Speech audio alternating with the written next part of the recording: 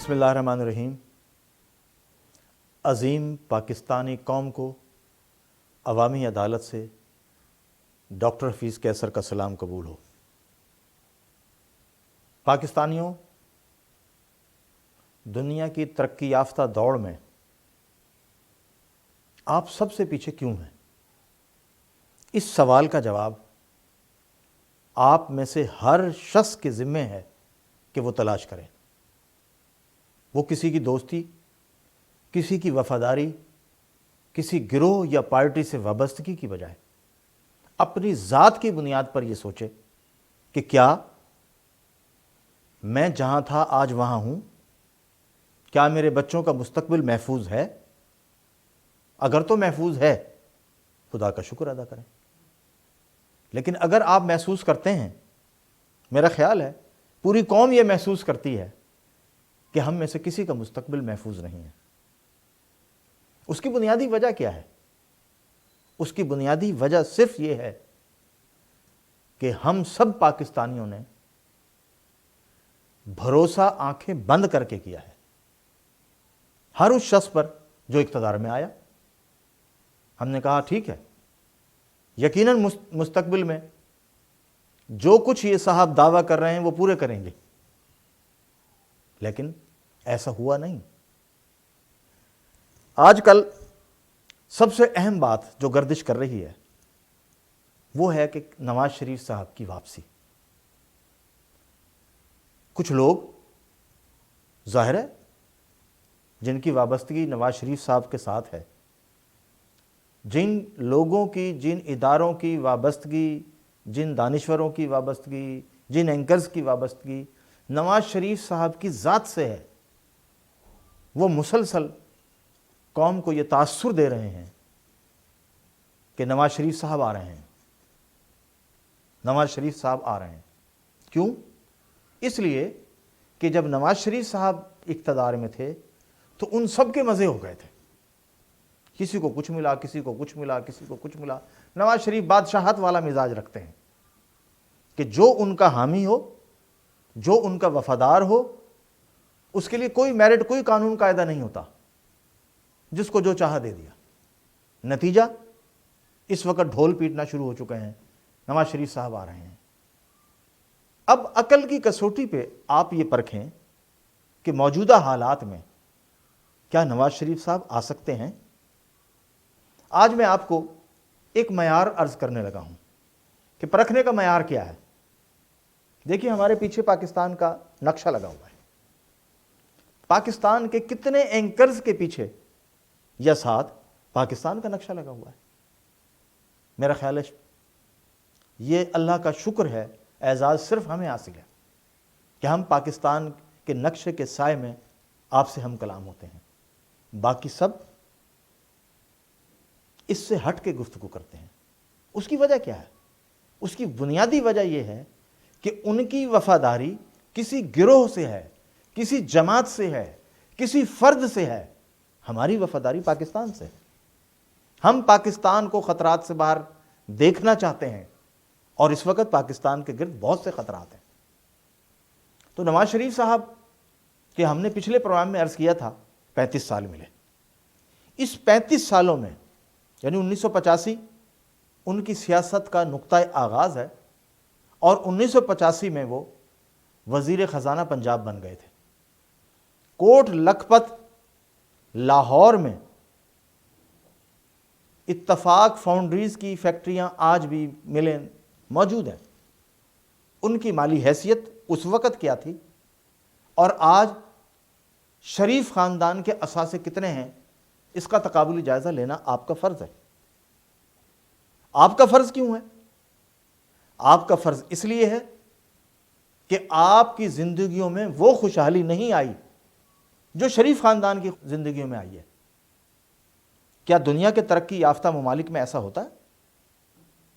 چلیں امریکہ کو دیکھ لیں، برطانیہ کو دیکھ لیں۔ برطانیہ کو زیادہ میرا خیال ہے ڈسکس آج ہم کر لیتے ہیں۔ برطانیہ میں پارلیمانی نظام ہے۔ کیا پارلیمانی نظام کا وزیر اعظم بادشاہت کی طرز زندگی اپنا سکتا ہے؟ آپ کو یاد ہے تھیچر جب وزیر اعظم تھی تو ان کی ہسٹری بھی سامنے آئی کہ 10 ڈاؤن سٹریٹ کے اوپر کے پورشن میں ان کی رہائش تھی اور اپنا سب کچھ خود تیار کرتی تھی. اس کے برعکس نواز شریف صاحب جمہوریت کے نام پہ ایک جدید بادشاہت کے بانی ہیں پاکستان میں. انہوں نے کبھی بھی پارلیمنٹ کو فوقیت نہیں دی، جو آج بھی نہیں ہے. انہوں نے ہمیشہ فوقیت اس بات کو دی کہ میرے وفادار کون ہیں اور ان وفاداروں کے ذریعے میں نے کس طرح ملک کے وسائل پہ قبضہ کرنا ہے. ایف بی آر آج اگر غیر جانبدار جائزہ لے لے، غیر جانبدار تقابلی جائزہ لے لے، اس دور کے کچھ اور انڈسٹریلسٹ کو سامنے رکھے اور شریف خاندان کی جائیدادوں کو بھی، اثاثوں کو بھی سامنے رکھے، انہوں نے کتنی ترقی کی، انہوں نے کتنی ترقی کی، وہ جو فرق ہے وہ فرق آپ کو اقتدار کی صورت میں ہی نظر آئے گا. کس کس کی طرح دولت کمائی، کون کون سے ذرائع استعمال کیے. ایک چھوٹی سی بات کہ واشنگٹن ڈی سی کی حبیب بینک برانچ کو 62 یا 64 ارب روپے کا جرمانہ کیا تھا امریکہ نے. کس لیے؟ کہ منی لانڈرنگ ادھر سے ادھر ہو رہی تھی. اب تو بہت ساری کلپس آ چکے ہیں منی لانڈرنگ کے کہ شریف خاندان میں کس کس نے کیا کچھ کیا ہے. ایک ادنا ملازم کے اکاؤنٹ میں کتنا کتنا پیسہ آیا ہے. ریکارڈ پر آنے کے باوجود سزا نہیں ہو رہی. پیشیاں، دوسری پیشی، تیسری پیشی، چوتھی پیشی، پانچویں پیشی، حتیٰ کہ ہماری عدالت نے 50 روپے کے اسٹامپ پیپر پر اپنی تاریخ میں بدنما داغ لگاتے ہوئے ایک قیدی کو ملک سے باہر جانے کا موقع دے دیا. آج وہ قیدی ملک سے باہر ہے. مزید ظلم دیکھیں، ہماری عدلیہ، اعلیٰ عدلیہ پتہ نہیں کون سی دنیا میں بستی ہے اس دور میں کہ جب دنیا کو پڑھنے اور سمجھنے کے مواقع بے شمار ہیں. لاہور کے کانفرنس میں پوری جوڈیشلی بیٹھی ہوئی تھی اور اپنے ہی سزا یافتہ قیدی کی تقریر انہیں سنا دی گئی. کیا ججز صاحبان کا یہ فرض نہیں بنتا تھا کہ وہ اٹھ کے چلے جاتے، وہ بائیکاٹ کر دیتے کہ ایک سزا یافتہ شخص کی تقریر ہمیں کیوں سنائی جا رہی ہے؟ لیکن نہیں. اس کی بنیادی وجہ یہ ہے کہ ججز کی جو سیاسی بھرتی ہے، اس سیاسی بھرتی نے آپ کے پورے نظام عدل کو بگاڑ کر رکھ دیا ہے. پاکستان میں انصاف دور دور تک نہیں اس لیے مل رہا کہ جو جس چیمبر سے آتا ہے، جو جس کی بھرتی ہوتی ہے، وہ اسی کی وفاداری کرتا ہے. ثاقب نثار صاحب تو اس لیے بدل گئے نا کہ انہیں تو آگے جگہ لینی تھی، مزید مقامات حاصل کرنے تھے، لہٰذا وہ نئے سیٹ اپ کا حصہ بن گئے. انہوں نے وہ سارے کام کیے جو پہلے بھی کرتے رہے. آج نواز شریف صاحب کی واپسی کے دعوے کیے جا رہے ہیں. آج سے چند سال پہلے اسلام آباد میں ہمارے ایک دوست اخبار فروش فیڈریشن کے مرکزی عہدیدار ہیں، ہم اکٹھے بیٹھے ہوئے تھے. انہوں نے مجھے کہا کہ میں نواز شریف صاحب کے پاس 2 مرتبہ کسی بزرگ شخصیت کے پیغامات لے کے گیا ہوں اور نواز شریف صاحب کہتے تھے کہ مجھے راستہ چاہیے واپسی کا. نواز شریف صاحب کو اس وعدے کے ساتھ راستہ ملا کہ وہ پاکستان کو اسلامی جمہوریہ بنائیں گے. نواز شریف صاحب اقتدار میں آ گئے تو انہوں نے بتایا کہ نواز شریف صاحب اپنے وعدے سے مکر گئے. بھائی پاکستان میں جھوٹ بولنا، وعدے سے مکرنا تو برائی ہی نہیں سمجھا جاتا. میں نے کل ان سے رابطہ کیا کہ آپ کو یاد ہے آپ کے یہ الفاظ نواز شریف صاحب کا پہلا انجام ہو چکا ہے. اور دوسری بات انہوں نے ہی یہ کہی تھی کہ مستقبل میں نواز شریف یا شریف فیملی کی سیاست نہیں ہوگی. اب آ گئی وہ اشرافیہ جنہیں کرپٹ حکومتوں کی ضرورت ہوتی ہے. تو پاکستان میں ایک کے بعد دوسری کرپٹ حکومت کو راستہ ہماری اشرافیہ دیتی ہے. وہ کس لیے دیتی ہے؟ تاکہ لوٹ مار کا بازار گرم رہے، عوام کا استحصال جاری رہے. عوام کے لیے تو کچھ بھی نہیں ہے، ان کے لیے سب کچھ ہے. سوال یہ پیدا ہوتا ہے کہ جن اداروں نے تحقیقات کی تھیں FIA, ISI, IB اور جتنے بھی جو سپریم کورٹ نے بنایا تھا، آپ کو یاد ہوگا، ان تمام اداروں کی تحقیقات آج غلط ثابت ہو جائیں گی؟ کیا پاکستان کے ادارے مکمل طور پہ غلط سمجھے جائیں گے؟ اگر نواز شریف صاحب کلین چٹ کسی بھی طریقے سے لے لیتے ہیں تو پھر سوالات وہ پیدا ہوں گے جو کبھی نہیں اٹھے تھے کہ پاکستان کے اداروں کی کارکردگی کیا ہے۔ پاکستان کے اداروں کی کارکردگی منفی شمار ہوگی، کیونکہ آپ نے ایک JIT بنائی تھی۔ اس JIT کی پوری ٹیم، چاہے اس کا تعلق کسی بھی ادارے سے تھا، اس کی کارکردگی پر سوالات اٹھیں گے۔ یہ محض ایک بلیک میلنگ کا دور ہے کہ نواز شریف صاحب آ جائیں گے تو نواز شریف صاحب آ کے کیا کر لیں گے؟ کیا جو دولت ان کے پاس ہے وہ پاکستان کی غریب عوام پر نچھاور کر دیں گے؟ وہ کہیں گے کہ میں تمام اثاثے پاکستان کو، قوم کو منتقل کرتا ہوں اور گزارا الاؤنس پہ زندگی بھی میں بھی گزار سکتا ہوں دنیا کے دیگر ترقی یافتہ ممالک کے لیڈروں کی طرح؟ وہ کبھی نہیں کہیں گے۔ ان کے بیانات ریکارڈ پر ہیں، اسمبلی سے لے کے اور باہر تک ان کے بچوں کے بیانات ریکارڈ پر ہیں۔ جو کچھ انہوں نے کہا وہ تلاش کرنے کی ضرورت نہیں، نیٹ پہ اویلیبل ہیں، آسانی سے دیکھ سکتے ہیں۔ تو پاکستان مزید بحران کا شکار ہو سکتا ہے، لیکن ہمارا گمان یہ ہے کہ پاکستان جس منزل کی طرف جا رہا ہے وہاں کسی کرپٹ لیڈر کا کوئی تصور نہیں ہوگا۔ علامہ اقبال نے کیا خوب بات کی تھی اسی قسم کے لیڈروں کے بارے میں کہ وہ فریب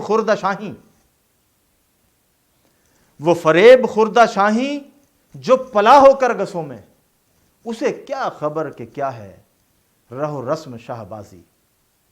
یہ شہبازی کے دعوے کرتے ہیں لیکن عوام کو نوچ نوچ کر کھا چکے ہیں۔ ایک دن میں یہ صورتحال پیدا نہیں ہوتی معاشی جو آج ہے پاکستان کے سامنے۔ یہ مسلسل گراوٹ، مسلسل قرضوں کی بنیاد پر پیدا ہوتی ہے۔ نواز شریف صاحب نے تو آپ کو معلوم ہے کتنے ہی اداروں کو بیچا اور رہن رکھا ہے، گروی رکھ کے قرضے لیے۔ خان صاحب نے اس سے آگے بڑھ کے قرضے لے لیے۔ تو اگر تو نواز شریف صاحب قرض لینے کی بجائے اپنے دعوی قرض اتارو ملک سواروں پہ عمل درآمد کر لیتے تو ملک تو سنور جاتا، لیکن شاید شریف فیملی اس طرح نہ سنورتی جتنے اثاثوں کی آج مالک ہے۔ پاکستانیوں، یہ بہت اہم وقت ہے جس سے ملک گزر رہا ہے۔ آپ یقین کریں اچھے لوگوں کے بغیر اب یہ ملک نہیں چلے گا۔ جو لوگ بارگیننگ کا تاثر دے رہے ہیں یا بارگیننگ کے راستے کھول رہے ہیں وہ پچھتائیں گے۔ وہ اس لیے پچھتائیں گے کہ اس ملک میں غربت اور بھوک ایک ایسا انقلاب برپا کرے گی جس میں سب کچھ بہہ جائے گا۔ نواز شریف اور ان کے چھوٹے بھائی جن کو گڈ گورننس کا چیمپئن کہا جاتا ہے، انہوں نے اپنی سیاست کو لاہور سے باہر مالی لحاظ سے نہیں رکھا۔ ساؤتھ پنجاب کے سارے وسائل لاہور پہ خرچ کر دیے اور پنڈی کی سائڈ کے سارے وسائل لاہور پہ خرچ کر دیے۔ آپ اس کو گڈ گورننس کہتے ہیں؟